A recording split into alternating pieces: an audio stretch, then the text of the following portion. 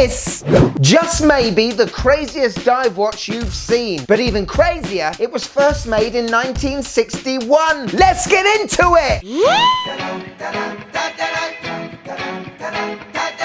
Yes, and welcome to the Mad Watch Collector Show. Today, I'm doing a fantastic show on another Vulcain. Now, this is my third Vulcain review to date. Spoiler alert, I absolutely love this brand. The first one I reviewed was the Skin Diver, a phenomenal reinterpretation of a late 50s, early 60s dive watch, one that I would certainly take over an Oris Diver 65. Their huge claim to fame came in 1947 when they made the Cricket. Now, why it's called the Cricket? Well, it's because it sounds like a cricket. Yes, in 47, Vulcain perfected the mechanical alarm watch, a feat that hadn't been done a lot or done well. And over the years, it made a huge name for itself, being on the wrist of many US presidents. Why it is more commonly known as the President's Watch. Now, even though the brand has been taken over by a few owners over the years, I think the current ownership has absolutely got it spot on. They are also the geniuses that have revamped Nevada Grenchen. And if you've handled one of them, you will know there's a lot of quality there.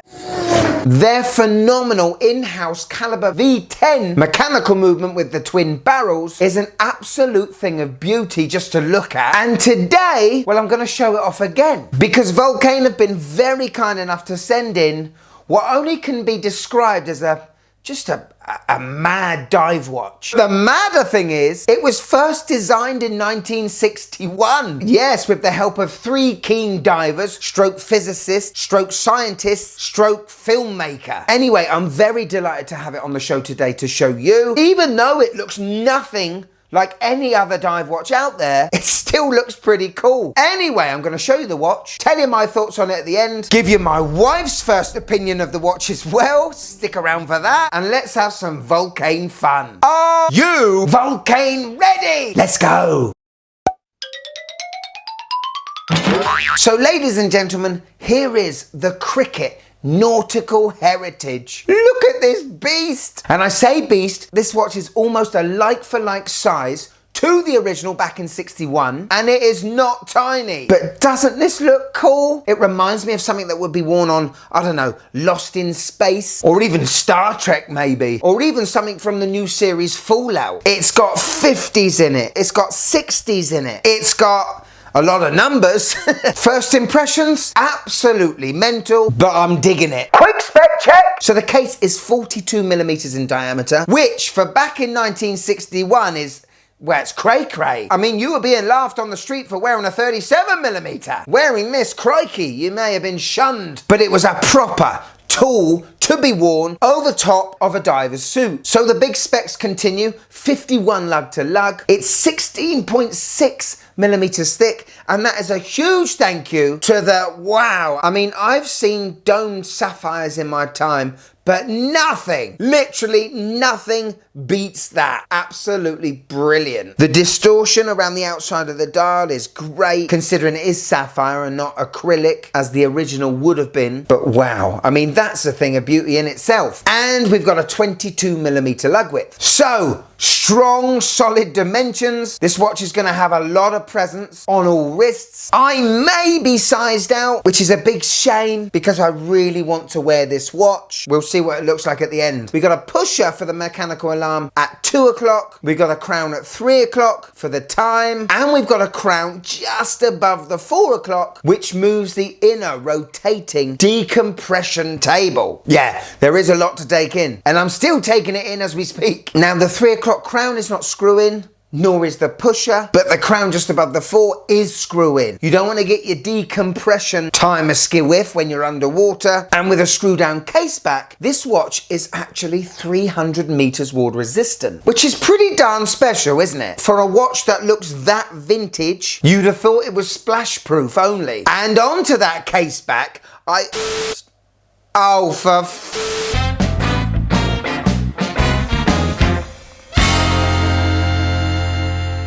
Tony, how is the prototype alarm mechanical watch coming?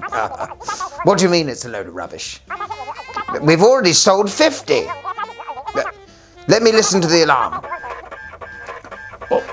Yes, it's not great, but what do you expect for £50? Yeah. Can you not turn it off? Tony, give it a kick.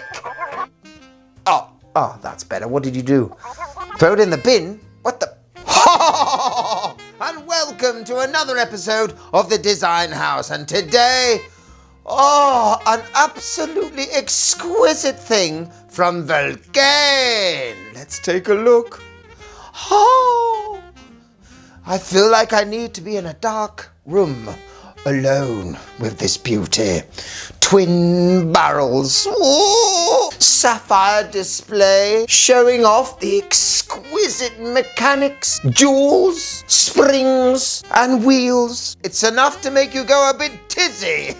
To be able to see the alarm hammer at the top in all its glory is something quite special. So there we go, an absolutely exquisite case back from Vulcain. It's exclusive to Vulcain. No one else will do it. It can't be done by anyone else. I'll see you next time for another edition of the Design House. Cut. What name do I call our new watch? Maybe the ear disruptor. Yes. Could you just click that like button, please? It really helps the channel. Thank you. Now, I'm not going to sit here and tell you how to use this decompression scale computer. It was the modern day computer for a diver at the time. It's something I will take a long look at with the instruction manual at some point. What I would say, operating it is so smooth. You can always tell a Swiss-made watch just by unscrewing and moving crowns. Okay, let's look at the face. Dial time. And well, where do I start? We've got a fixed part of the dial on the outside with the logo Vulcain and the numerals 369. Very reminiscent and standard format for watches around the 50s and 60s, but it is inside where all the magic is. And the deeper you look into this inner rotating part, the more details you find, like the little green minute marker track, the beautiful patina indices in triangles, dots and rectangles. It's an absolutely gorgeous thing and true to the 60s, which is pretty special. Lost in space! Exactly, definitely giving me those vibes. I also love that little touch of red on the alarm hand. Very polished Dauphine set in the 50s handset. As design goes, it's an absolute thing of beauty and something that no other watch has got. Looks like a brassy insert underneath the top part of the dial. Really does shine in the light. Overall, I just think the dial is flipping cool. So we've got Lume on the hands, Lume on the indices. Out of 10, how much does this puppy glow?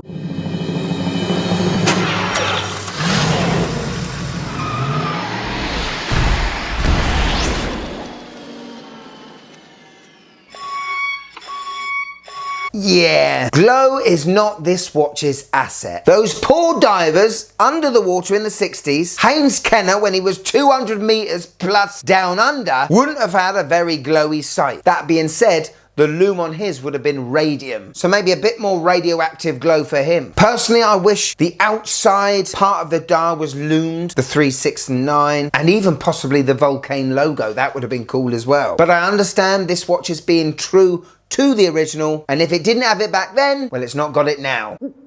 So powering this banger is a V10 in-house exclusive caliber movement. It's hand wind only and it is twin barreled. That's because you need to wind up the mechanical alarm as well as the timekeeping part of the watch. And what I love about the fact you have this display case back is you can see the gear train changing, almost like a train is coming in and it's changing the tracks. Absolutely awesome. Anyway, to operate this watch, pull out the crown at 3 o'clock and we can set the time. You can only go clockwise with the hands. They don't go the other way. But to set the alarm hand, well, you click in the pusher at the top, pushes out the 3 o'clock crown, and now we can turn this alarm hand counterclockwise only. Put it to the position I want, push in the 3 o'clock crown again, and we are ready. And for anyone that wants to hear a mechanical alarm, woohoo! It's not quiet. On a full charge, this thing would run for about 20 seconds. But not only is it quite loud, it also vibrates on the wrist. An absolute phenomenal gadget to have when you're underwater, isn't it? This watch does have quite a slow sweep at 18,000 beats per hour. A proper vintage sweep. But this thing is made of over 157 components. It's an absolute thing of beauty to have this. Exclusive to Vulcain and their history. Hello. On my 6.5-inch wrist, and I can just about pull it off, just. The size is definitely not in my wheelhouse, is it? But the way the lugs curve down and how soft this FKM rubber strap is, it's really comfortable. This watch really does make me smile. And this is why I'm in the hobby, to seek out and find new, well, a bit Captain Kirk there, isn't it? Quite relevant with this sort of sci-fi 50s and 60s diver, but to find watches like this, that's what I love. Vulcain has brought back a little slice of the 1960s right to your wrist. This is a proper mathematician's dive watch. True divers will definitely appreciate the decompression scale. It's a watch for an enthusiast that is so far down the rabbit hole, they can no longer see the exit. So there we go, the Vulcain Cricket Nautical Heritage. What do you think?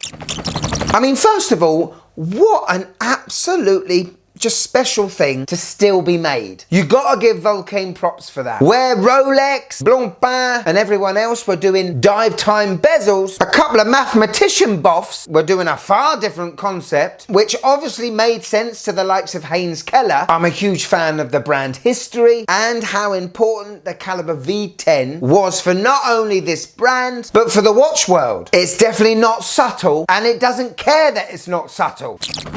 Okay, so yeah, first of all, the size. It is a bit big for me. I probably won't wear this a lot, which is a shame because I really want to show it off. I don't wear a lot of watches to show off, you know? It's definitely a watch you take to a red bar event, you know? A proper watch meet. There wouldn't be many people with this bad boy on. Now, like I said at the start, I reviewed the Cricket President with exactly the same V10 movement in it, and that watch was 36 millimeters. Now, you've got to give props to Vulcain for sticking with the same dimensions and specifications as the original from 61. Just by taking it down to maybe 39 millimeters, they could make a bit more of a fuss with this cricket diver. They're basically niching down into a niche, inside a niche, wrapped up in a bag of niche. You've got to have big wrists, you've got to love dive watches, and you've got to have a bit of money. This watch is going to set you back £3,781. I mean, we're talking Tudor Black Bay money, close to an Omega money. And listen, I can't tell you should get this watch. I would still pick a Black Bay 58. However, I think this is one of the best unusual dive watches on the market right now, using an exclusive in-house caliber movement that was made massively famous back in 1947 from one company. But how cool would it be to just walk down your local shopping centre and see someone with this beast on? You definitely want to chat to them. So here it is, my wise views on the Cricket Nautical. Let's go. I don't dislike it. It reminds me of an axe-throwing target. I'm also getting submarine sonar vibes. It also looks like a little racetrack. It definitely has a big bulbous glass, but I do like it. The wife, would you believe it? Now, yeah, I didn't tell her the price, but I don't tell her the price on any of the watches. Wonder what she would think then. Thank you so much to Vulcain for sending this watch in. I'm going to take a look at the instruction manual now, see if I can understand this decompression lark, you know? Not that I'm ever going to need it, but it's nice to know. If you want a bit more of the Mad Watch Collector channel, just click there and join. But if I've got you for a few more minutes, this, c'est magnifique, they would say. Go on, check it out. It is phenomenal. You'll love it. Go on, click it. Click it.